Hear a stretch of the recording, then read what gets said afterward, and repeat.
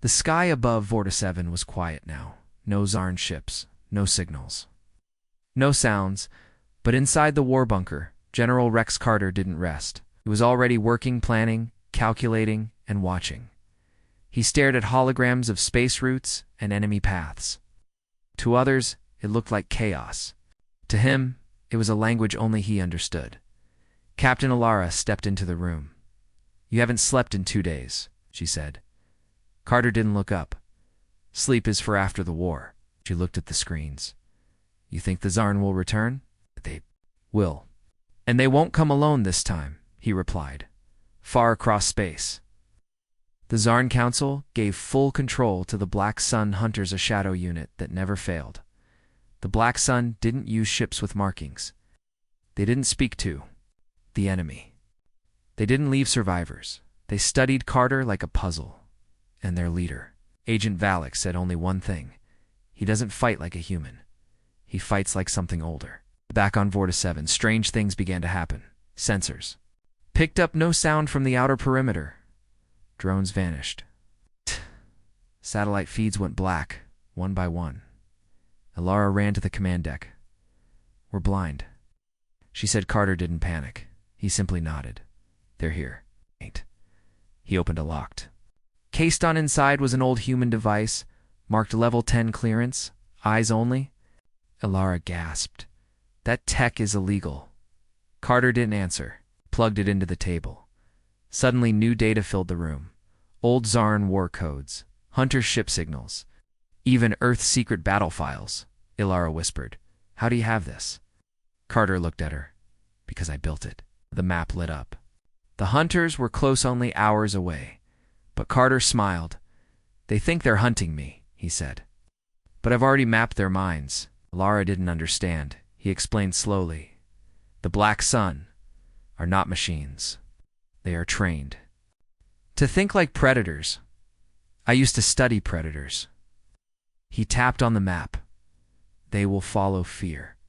So I'll feed them just enough to trap them." As night fell, Carter gave silent orders to the soldiers. They didn't march, they didn't shout. They simply disappeared into shadows. He set up decoy signals, fake weaknesses, and invisible mines.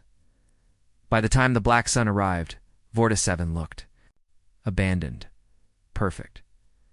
The Black Sun landed quietly. No warnings, no sound. One by one, they moved across the ground, then dash click. One of them stepped on a sensor. A split second later, pulse wave detonated, shutting down their suits. Then came the fire. Silent turrets, hidden in the rocks, burned the Hunters. Down it wasn't a battle, it was a message. Only one Black Sun unit escaped. Crawling, bleeding, but alive. A drone carried them back to a hidden Zarn base. They said one sentence before dying. "He sees everything." Back in the bunker, Alara watched the recording. Her hands shook. "You didn't just beat them," she said. "You used their own training against them." Carter finally sat down. "It's not about power," he said. "It's about understanding your enemy so well, they start to doubt their own minds." Alara stared at him. "Who taught you all this?" Carter paused, then said no one. He leaned back in his chair and whispered, "I taught myself. After what I saw in the first war, when the monsters came." Lara blinked. "The first war? There's no record of that." Carter smiled coldly. "Exactly." The Zarn Dominion was furious. Their elite Black Sun Hunters had failed. An entire team gone. Now the Zarn War Council no longer saw Rex Carter as just a problem. They saw him as a threat to the future of their empire, so they sent something bigger. An entire fleet on Vorta-7. Alarms rang. More than 20 Zarn warships entered the edge of the star system. "They're coming for you," Alara said. Carter nodded. "Good. Let them." She looked at him in disbelief. "It's a whole armada. We have one colony. This isn't a battle, it's suicide." But Carter was already at the war table, drawing lines across the map. "It's not suicide," he said. "It's bait." Hours later, Vorta-7 went dark. No power, no signal, no movement to the enemy. It looked like a failed colony, abandoned or destroyed, but underground. Carter's plan was already working. He had turned the entire planet into a trap. He had learned one thing in every war. The bigger the fleet, the slower it thinks. The Zarn warships moved in slowly, spreading wide. Their scanners found old cargo ships. Weak life signs. No defenses. Take the planet, their commander ordered. But the moment their troops landed, everything changed. One by one, their ships began losing control. Their radar showed hundreds of faults. Targets ghost fleets created by Carter's drones. Each Zarn ship received different images. Some saw a human fleet approaching. Others saw nothing at all. One ship even fired on its own in the middle of the confusion. Carter launched his real strike. Small human fighters, hidden inside asteroids, flew straight into the chaos. They didn't aim for guns or engines. They hit command bridges and communication relays, cutting off leadership. Without orders, the Zarn ships turned on each other, thinking they were under surprise attack from both sides. Ilara watched from the underground bunker. This is madness, she whispered. Carter stood beside her, calm and cold. No, he said. This is precision. The Zarn commander finally realized it was a trap. He ordered the fleet to retreat, but it was too late. Carter activated the final part of his plan, the planet's gravity core. Using stolen alien tech, he had reprogrammed Vortiseven's core to send out a temporary gravitational pulse, strong enough to slow spaceflight for a short time.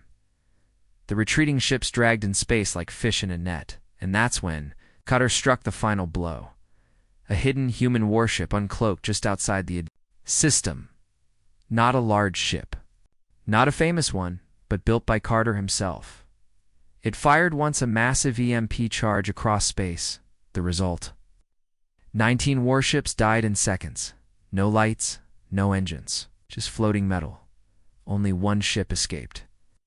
Barely, and Carter let it go. Why? Did you leave one alive? Lara asked. Carter turned to her to send a message. Far across space, that last Zarn ship limped back to its empire. The crew reported everything, but no one believed it. How could one man do this? The council asked.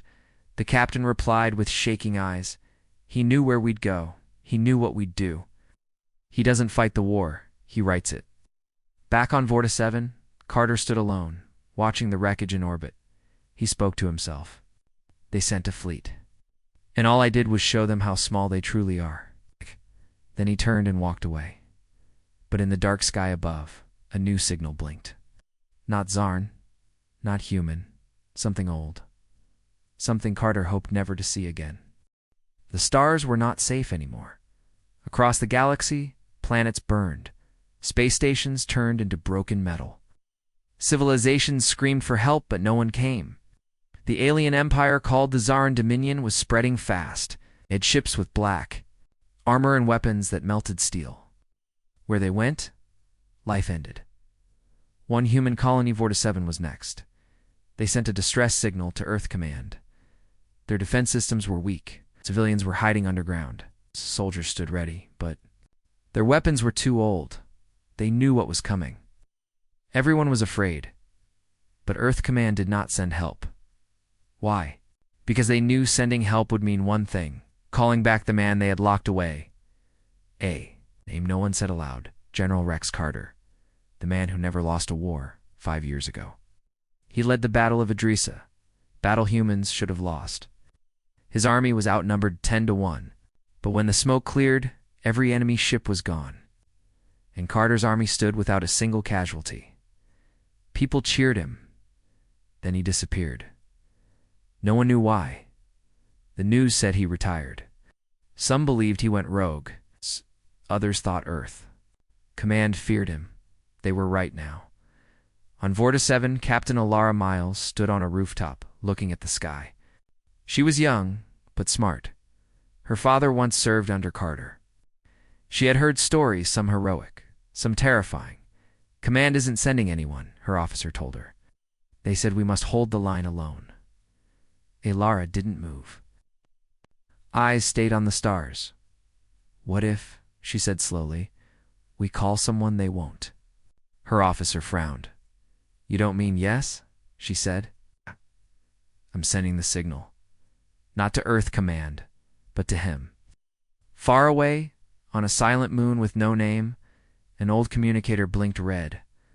A man in simple armor sat alone, sharpening a long black knife. He didn't look like a general. No medals, no fancy clothes. Just calm eyes and steady hands.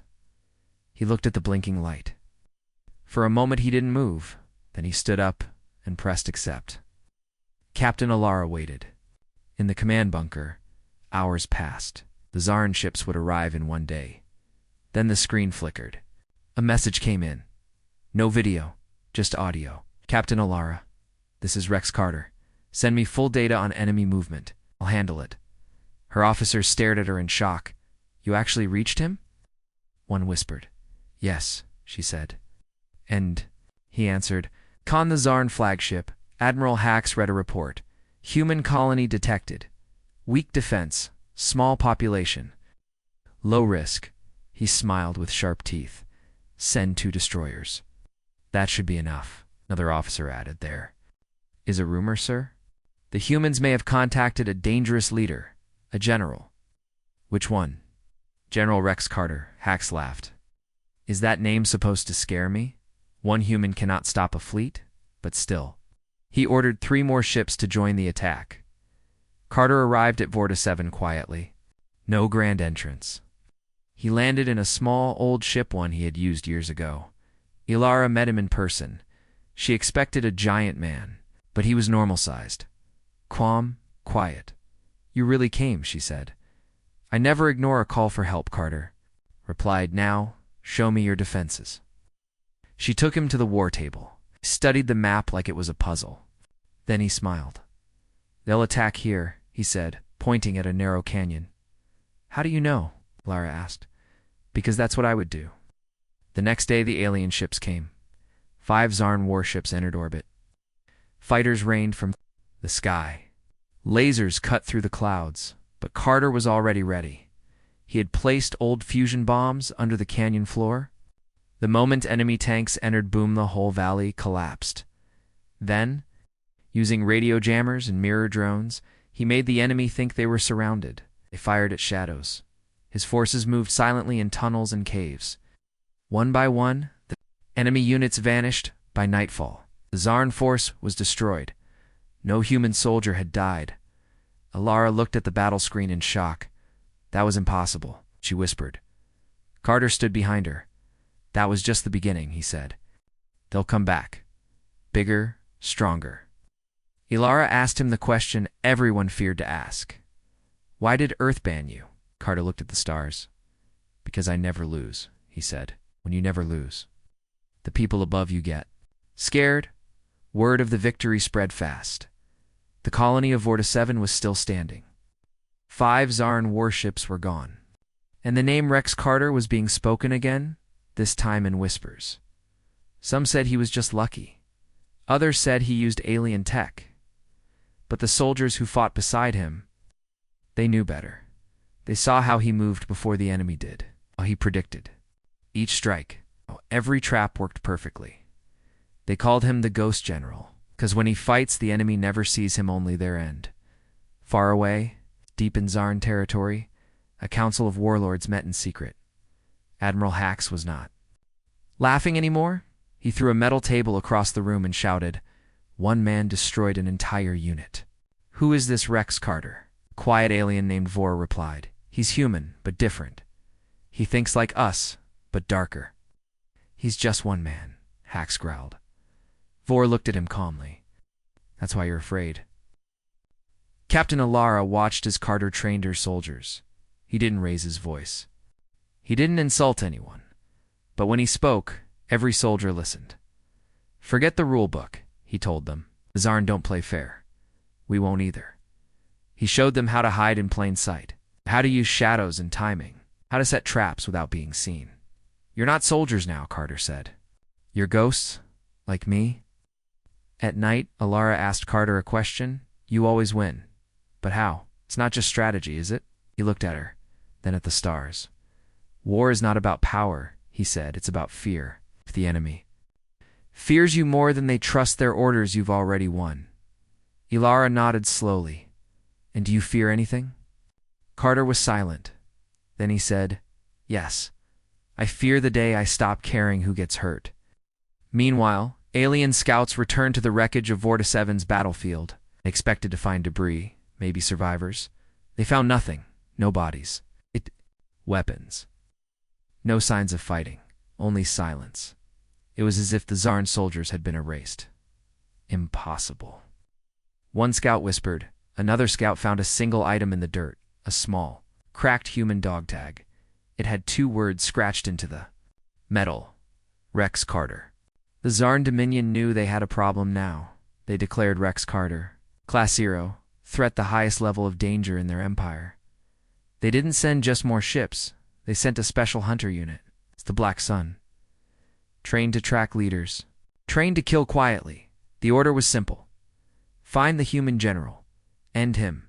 No mistakes. But even they didn't understand what they were walking into. Ilara received a new message from Earth Command.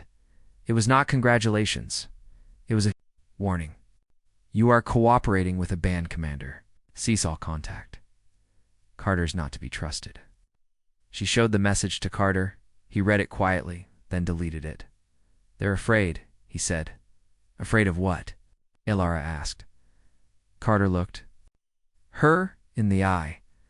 Afraid that I'll show the galaxy what one human mind can truly do. That night, Carter sat alone, watching old data feeds battles. App's alien tactics.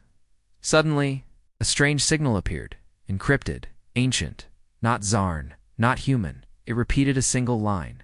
The first war never ended. It just waited. Carter froze. He whispered to himself, no, it can't be back. But deep inside, he already knew. Something worse than the Zarn was coming. Something even he didn't fully understand. And he might be the only one left who had seen it before. Vorta 7 was safe. For now, the Zarn fleet was destroyed. The colony was quiet. General Rex Carter was not celebrating. He stood alone on a ridge. Watching the stars, Captain Ilara walked up beside him. You saved us again. She said. Carter didn't answer. Something's wrong, she added. He finally spoke. They're not the real threat. Later that day, Ilara received a secure message from Earth Command. It wasn't thanks or praise. It was a warning. Carter is acting without authorization. He must return to Earth immediately. Do not follow his orders. This is your final notice. She stared at the screen in shock. He saved the colony. He saved Earth's name, and they still want to shut him down. She showed the message to Carter. He read it, then deleted it without emotion. They're scared, he said. Of what? She asked. Carter looked at her with tired eyes. They're scared of what I know. That night, Carter took Ilara deep into the old mining tunnels of VORTA-7. They walked through rock and dust until they reached a sealed vault. Covered in rusted warning signs from an older time, he placed his hand on the panel, opened with a hiss. Inside was a forgotten data coincidental, glowing faint blue. This is from the First War, Carter said. Illyra's eyes widened. The First War? That's a myth. Carter shook his head. No, it was real. A war so old. No one wanted to remember it. He activated the core. A hologram appeared, fuzzy, broken, but still alive. It showed a massive alien structure floating. In space, thousands of ships destroyed around it, and one sentence blinked on the screen. Project Warden Protocol, failure to contain Subject Omega, Ilara whispered. What was Omega? Carter answered without blinking. Not what? Who? A being that doesn't follow our rules of war. Something that taught me what true fear is. Back on Earth, a secret meeting took place in the deepest level of United Command headquarters. Generals, politicians, and intelligence officers sat around a dark table. One said, "We should have erased him years ago." Another replied, "You can't erase a ghost." They all knew the truth. Rex Carter hadn't been banned because he was reckless. He was banned because he saw something Earth was never supposed to see, and he refused to stay quiet. On Vorta 7, Ilara was shaken. Fought something like that? And survived? Carter stared into the dark vault. I didn't win, he said. I just escaped. But I brought something back. A piece of it. He held up a small device, black and smooth, humming softly. It talks to me sometimes. Or maybe it listens. I don't know anymore. Lara backed away. That shouldn't exist. I know, Carter said. But now that the Zarn are involved, this thing has started to wake up. Suddenly, the lights in the vault flickered. A cold wind passed through, even though they were underground, and the device glowed bright red. Carter stared at it. It knows, Ilara whispered. Knows what? He replied slowly, carefully. It knows the galaxy is watching again. What's to finish what it started? Outside the vault, the stars above Vortiseven began to shift. A strange signal appeared on deep-range scanners. Readable. Not Zarn, not human. And Carter just watched it with quiet dread. They're not coming for war, he said. They're coming for me. Far above Vortiseven, something strange moved in space. It had no engine trail, no radio signal, no heat. It wasn't a ship. It wasn't alive. But it was getting closer. General Rex Carter watched the deep space scanner. The object was old, silent, and wrapped in metal older than any human record. It's here, Carter said. What? Just like before. Ilara stared at the screen. What? Is that thing? Carter answered without blinking. It's not from this galaxy. It's not Zarn. It's what they ran from before they became conquerors. She looked at him, confused. The Zarn ran from something, he nodded. Long ago. Before they had empires, before they had warships, they found this thing drifting between stars. They tried to control it, and it destroyed them. Carter opened his private war files. Inside was a videograni, shaky, full of static. It showed a battle years ago. On a distant world, ships exploded in silence. Troops screamed without sound, and in the middle of the chaos stood a floating machine, black and smooth like glass. No weapons. No crew. Just presence. Ilara whispered. What is that? Carter replied, it doesn't kill with fire. It kills with thought. Turns soldiers into shadows. It learns your mind, then uses it against you. The object in space was getting closer. Earth Command saw it too. They scrambled to respond, sending drones, warships, and science teams. But Carter knew it was useless. You can't shoot what doesn't think like us, he said. They'll try anyway, Ilara said. And they'll die. Carter answered. Ilara asked him the question that had haunted her for days. What are you really trying to do, Rex? Save us? Or hide something? He turned to her, his voice colder than before. I'm trying to keep the galaxy from waking up something that should have stayed buried forever. Suddenly, the device Carter had hidden, the one from the vault, began glowing again. Bright red. It floated into the air. And strange symbols appeared across its surface. Ilara took a step back. Is it alive? No, Carter said. A key to what? She asked. He looked her in the eye. To the weapon that should not exist. They traveled to a distant moon, a place Carter had locked away in his memory. Deep under its surface was a chamber, black walls, smooth and cold. Carter placed the device in the center of the floor. The ground rumbled. A machine rose from the pit, tall, silent, and terrifying. It had no lights, no control panels, just one seat. Ilara gasped. Is that a ship? No, Carter said. It's a thinking machine. It's one that listens only to me. He told her the truth. Years ago, during the First War, he found this weapon half buried in a dead world. He tried to destroy it. He failed, so instead, he bound it to his mind. Only he could control it. Only he could keep it from waking. That's why Earth banned me, he said. Not because I won, but because I came back with this. Ilara stepped forward slowly. You've been carrying a galaxy killer in your head. He nodded. And now it's waking up, because something stronger is coming. Back in the stars, the object finally entered orbit above the moon. Earth warships opened fire. Nothing happened. Then, one by one, The warships went silent. No explosions, no damage, just emptiness. Their crews vanished, their systems froze, and the objects simply watched. Carter placed his hand on the machine's surface. It began to hum. Alara stared at him, horrified. "Are you going to use it?" Carter looked at the stars. "I must. I'll use it to end whatever this thing is, even if it ends me too." The sky above the moon turned black, not from clouds, but from the shape, the object that now hovered above it. It made no sound, had no crew, sent no message. But across the galaxy, everyone felt it. Zarn warlords stopped their battles. Earth Command went silent. Even pirates, smugglers, and forgotten planets turned their eyes to the stars. Something ancient had returned. Inside the hidden chamber, General Rex Carter stood before the weapon, a machine not made by humans, a mind not built by life. It hummed softly now, like it was listening. Captain Alara stared at him. "You said this was a war you never wanted," "It is," Carter replied. "But it's the one I was born to fight." Flashback. A memory from Carter's past. He was young.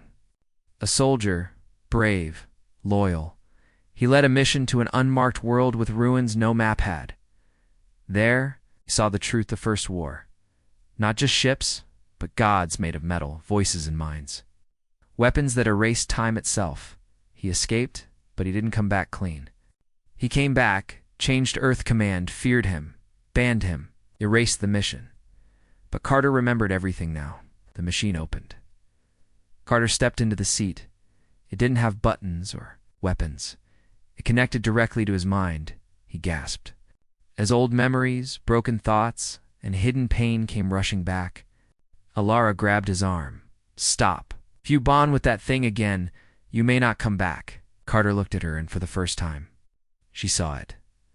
Fear not of the enemy, but of himself. "I don't want to become what I once saw," he said.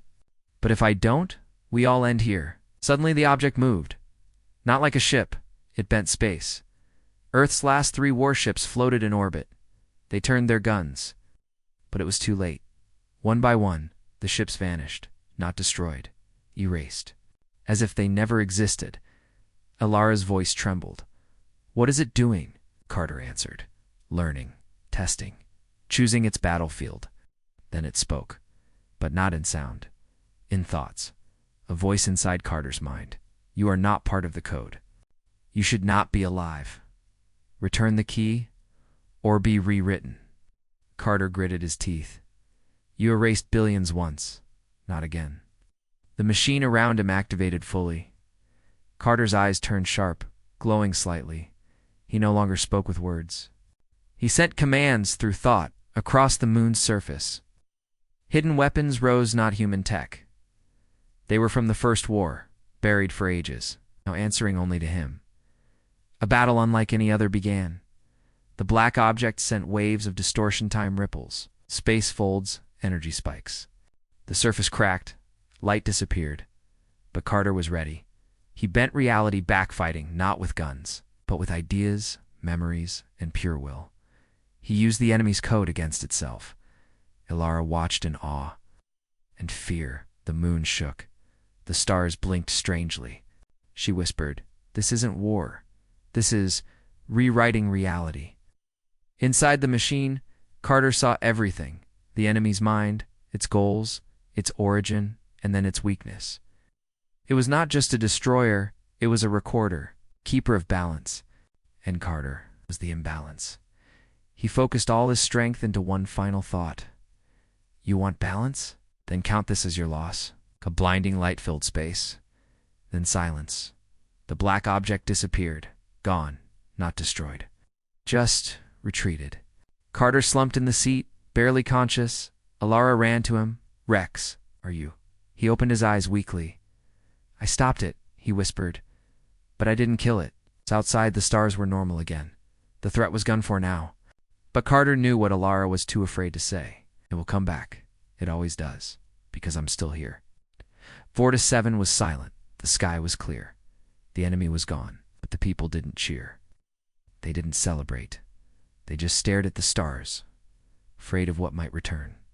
In the old bunker, Captain Alara sat beside General Rex Carter.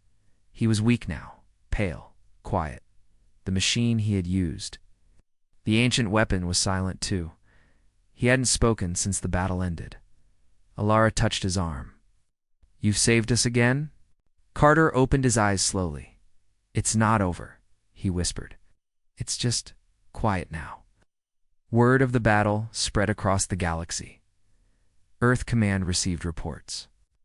But they didn't release them to the public. The official statement was short. Enemy threat neutralized. Situation contained, but the truth, they had no idea how Carter did it.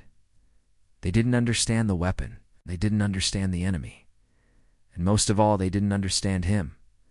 The Zarn Dominion received the news. Too, they called off all attacks. One warlord wrote only 3 words in his final report: "Do not follow." Back on Vorta 7, Carter stood at the edge of the cliff, looking out at the stars. Alara walked up beside him. "You've won every war," she said. "But I don't think you ever wanted to." Carter nodded. "I never did. I wanted to stop them before they started, but peace never listens." Alara asked, "What will you do now?" He didn't answer for a while. Then he said, "I'll disappear." "Disappear?" He looked at her with calm eyes. "If I stay, they'll use me. Or they'll try to kill me again. Or worse, they'll ask me to fight once more." He handed her a small chip, a data key. "What's on it?" she asked. He replied, "Everything. Every battle. Every secret. Every lie Earth Command tried to bury." Alara stared at it. "You're giving it to me?" Carter smiled. "You saw what I saw? Yet you stayed when others ran. I think you'll know what to do." Later that night, Carter left Vorta 7 in silence. No crowd, no lights, no goodbye. He flew into deep space in a small, unmarked ship, and no one saw him again. But legends grew. Whispers spread on war fronts and dark stations. A ship with no flag had appeared near a pirate fleet. They surrendered without a fight. A dying colony had been saved by traps no human mind could build. A voice, cold and calm, had warned an empire, "Stand down, or I'll stand in." Some believed he died that day. Others believed he became part of the ancient machine, that he was no longer fully human. But those who knew him best said something else. He didn't disappear. He simply stepped out of the game, because he'd already changed how it's played. Final message. Rex Carter never lost a war. Not because he had the strongest army. Not because he had the best weapons, but because he understood one truth. War is not just about fighting. It's about controlling how the fight begins. And when you control that, you've already won.